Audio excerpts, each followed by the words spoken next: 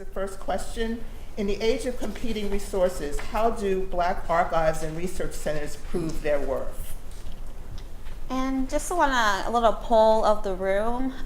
Who's like a historian in the room? Historians. Okay. Archivists. Okay. Librarians. Okay. Community planners.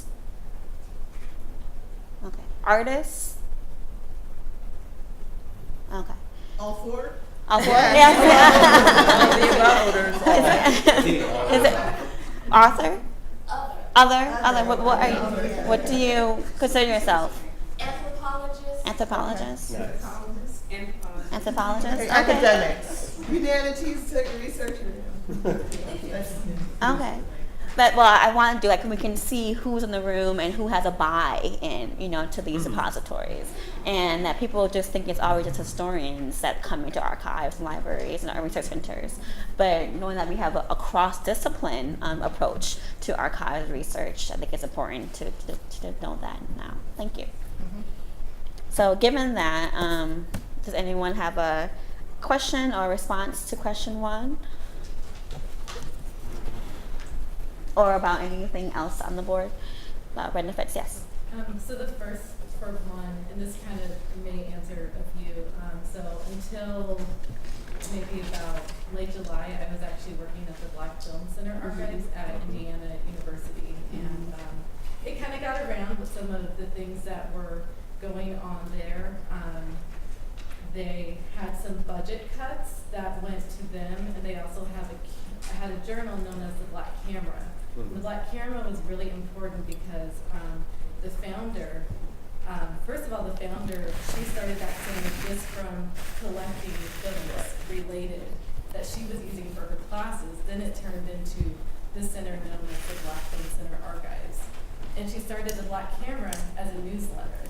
And then the second director made it into an actual journal. And then the third director made that journal more globally known. So it was under the media school, and the media school defunded the journal by 20% and the center by around 20%.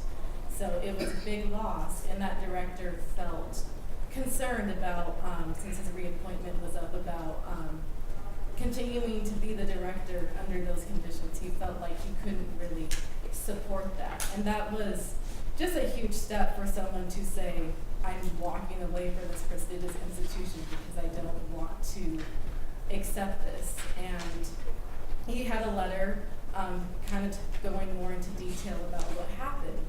And there were some of us who were graduate students and assistantships, and we actually did a letter writing campaign, and we reached out to the different stakeholders because there have been people like Ava DuVernay and Danny Glover who have come into this space, and that was the realization is there were people above that had no idea how valuable this place was and the people that would come through it.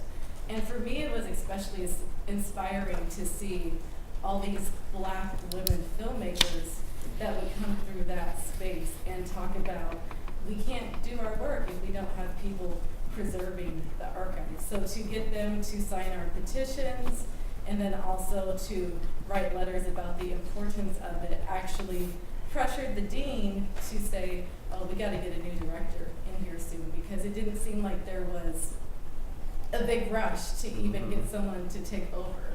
And so the new director is someone who had done a lot of research there and had taken her students into the center and was very supportive. So it was encouraging to know that while we didn't like the terms, because of that pressure, they did bring someone who wasn't a stranger into the space. And so they're having to deal with these budget cuts, but they're still doing a lot of programming and doing everything they can to mentor students. So